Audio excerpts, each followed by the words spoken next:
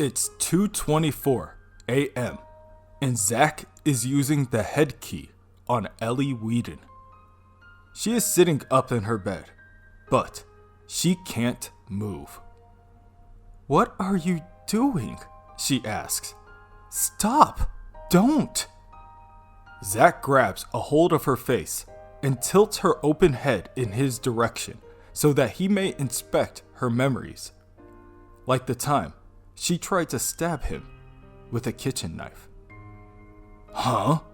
he asks, still preoccupied. "Stop me yourself, why don't you? Shove me away. Scream. Fight. Do something." "You're having fun with me.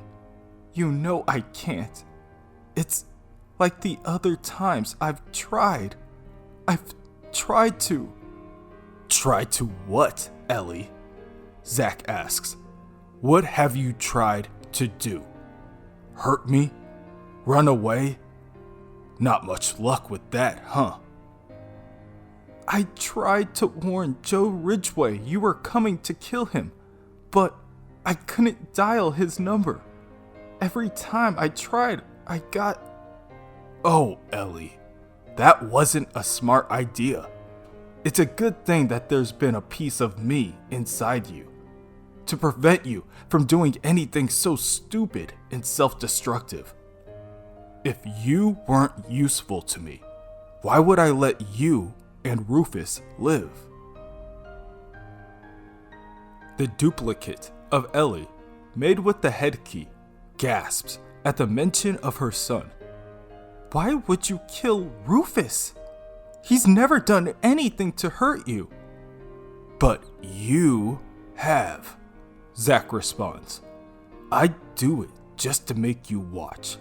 I haven't forgotten what side you chose in the end, Ellie. Even if you don't exactly remember."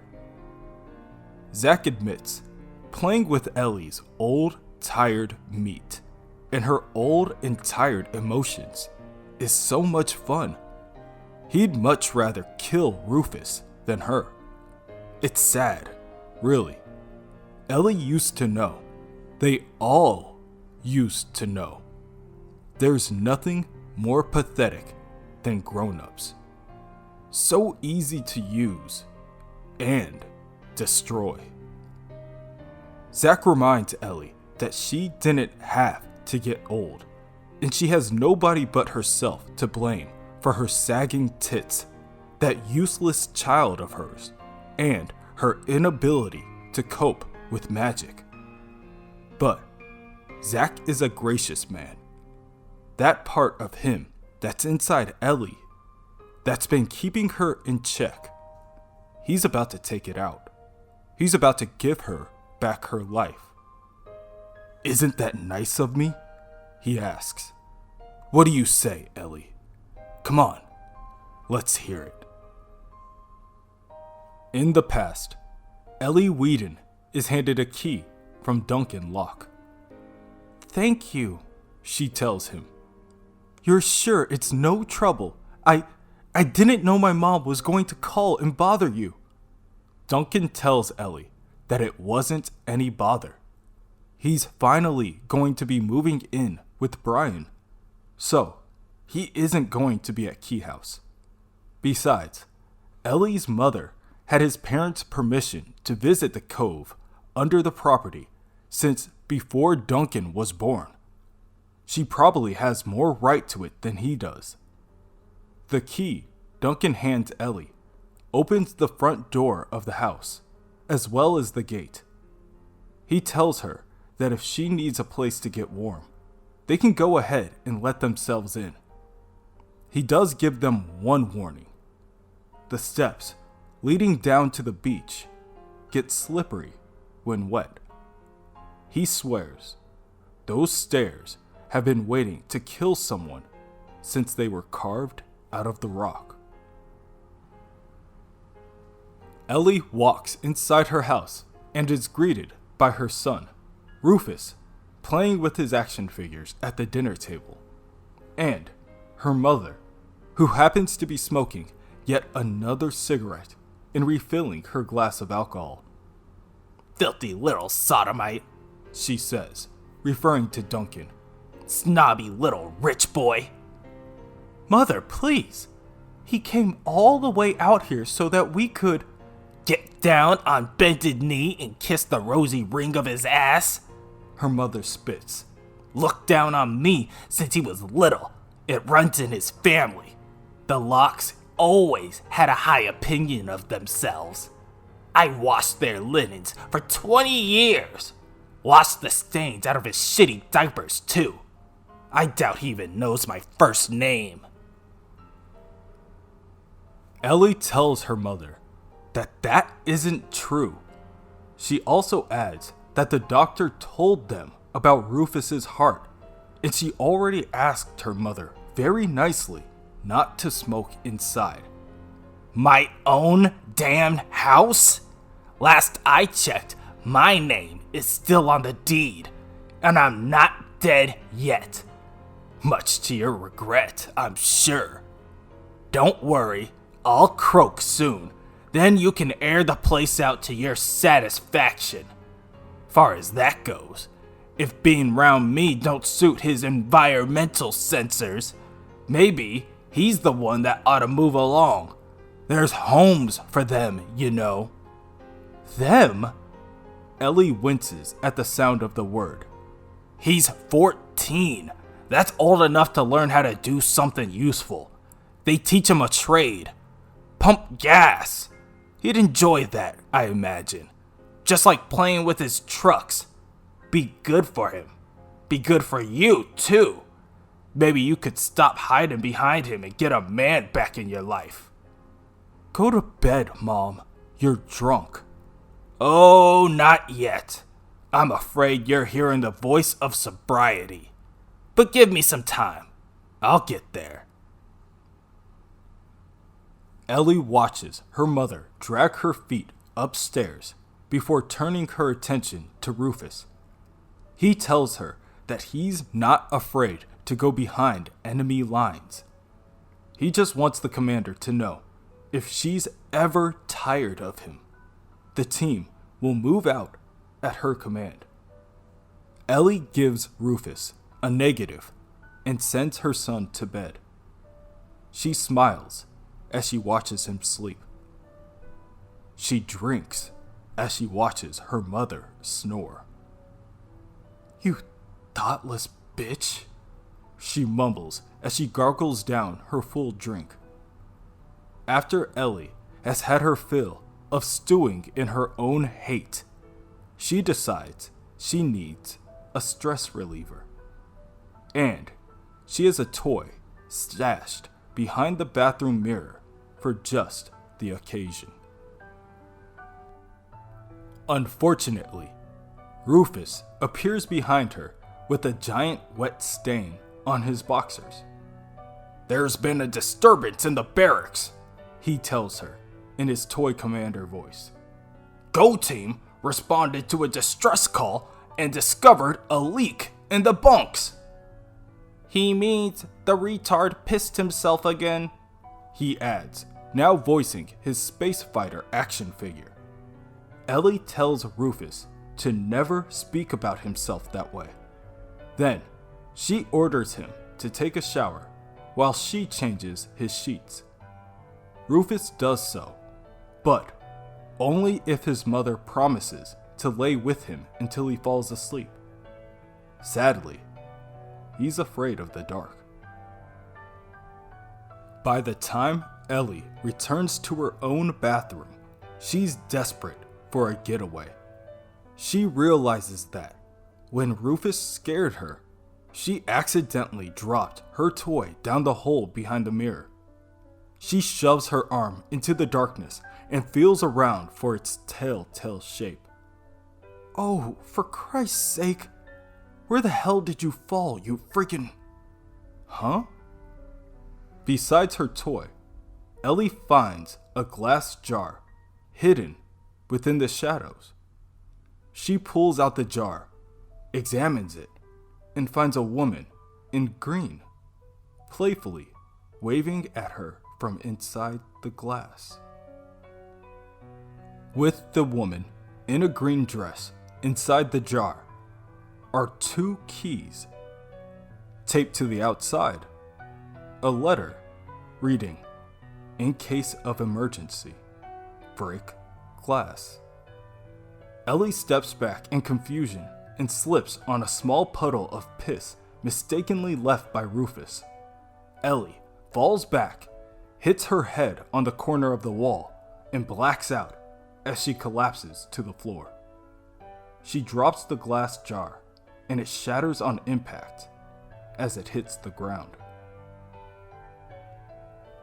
The woman in the green dress chuckles to herself.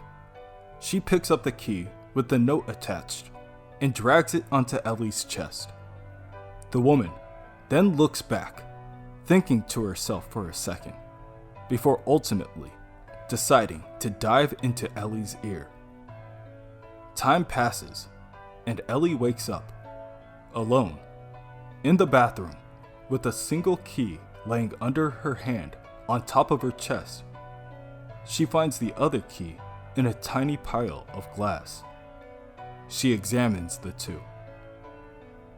One has a small note attached saying the key belongs to the Locke's well house. It also says the words, "Say my name." The next morning, Ellie's mother enters the kitchen. A small cloud of smoke follows her into the room. Rufus coughs from the dirtied air, but Ellie doesn't notice. She is far more concerned with the 2 keys. Rufus asks his grandmother to put out her cigarette, and she does so on the side of his neck. Rufus yelps in pain, causing Ellie to turn on her heel. "Roof? Mom, what did you do?" He leaned into it. I'm sorry, but he leaned into it, her mother says. "Like I used to lean into him, Mom? Like that?"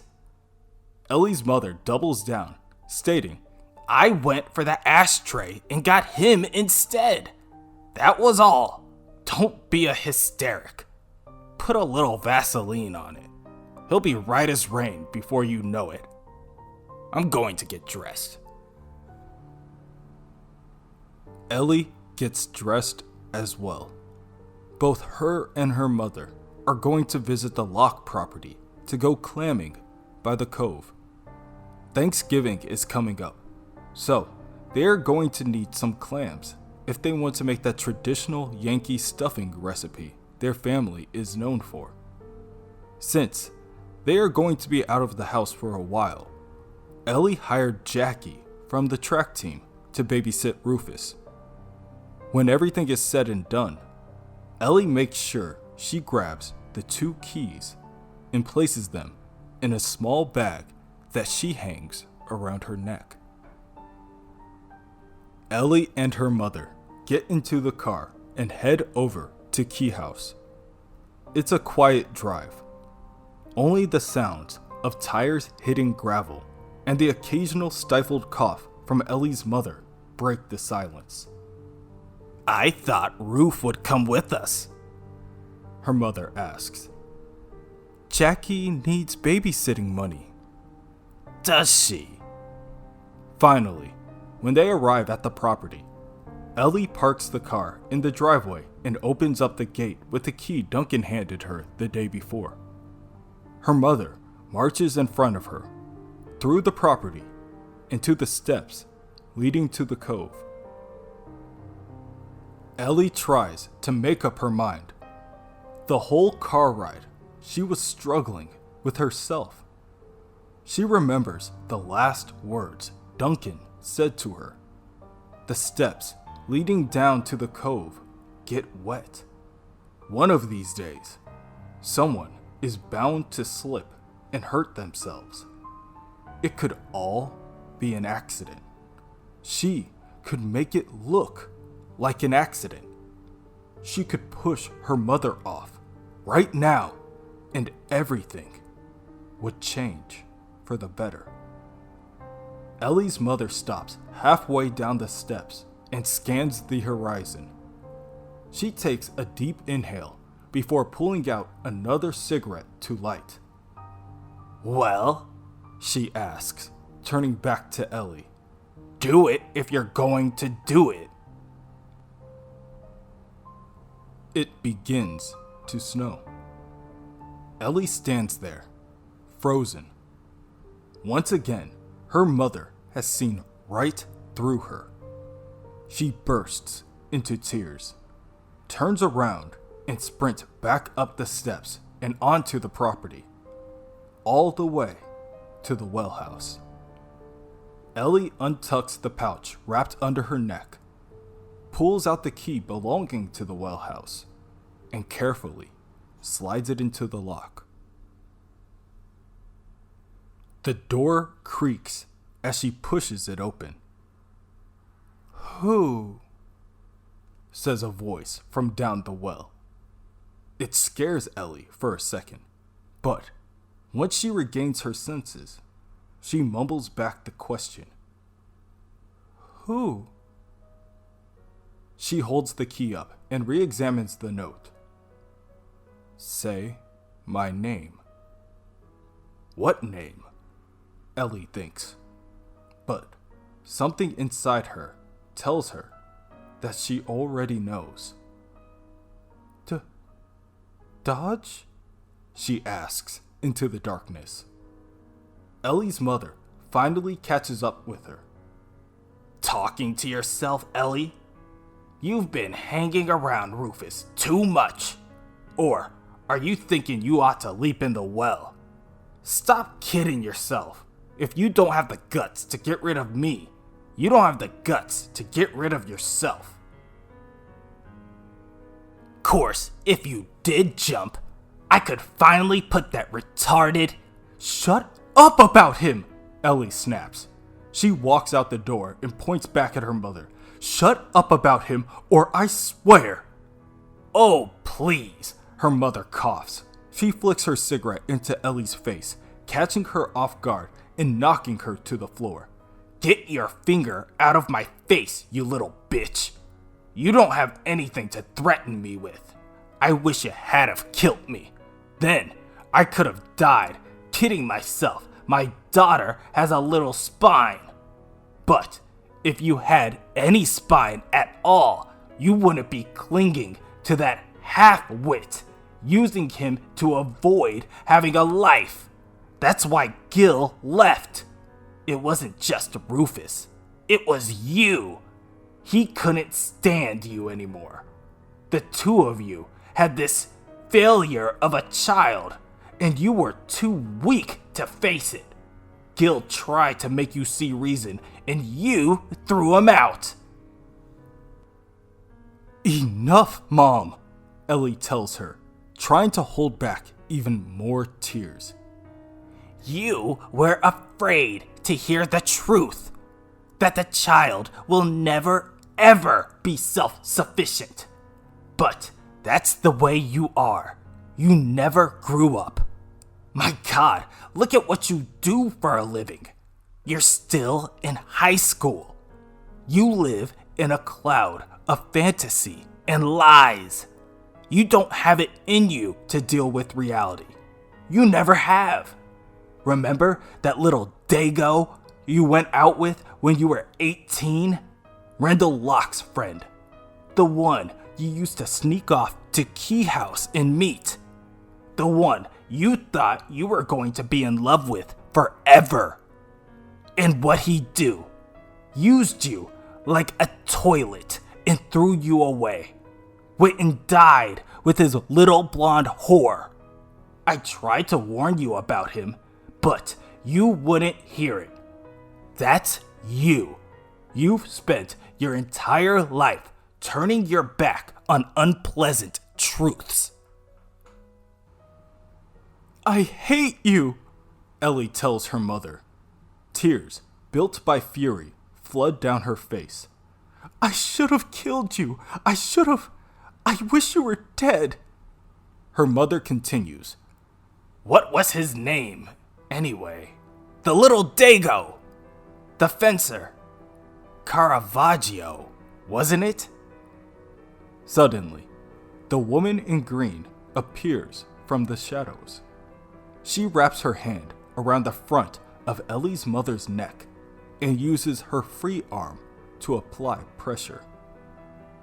"That's right," she confirms. "But my friends all call me Dodge."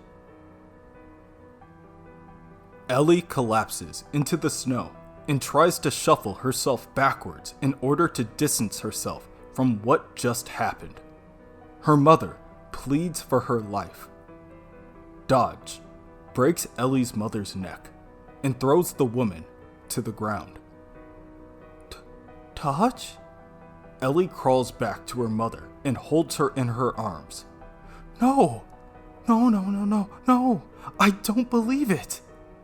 Dodge smiles back at Ellie from the doorway, telling her, "It's not that you don't believe it, Ellie. It's that you can't. Grown-ups never believe. You used to know that." Zack and Ellie watch as this memory unfolds. They watch as Ellie drags her dying mother through the snow. They watch everything from Ellie's life. Her arguments with her mother, her high school memories with Lucas Caravaggio, memories of watching Lucas fence, her conversations with Rendell Locke, her running track, her and her friends hanging out in the lower barracks under the cove, Aaron Voss going brain dead, her son being born, Gil leaving and never coming back. Everything.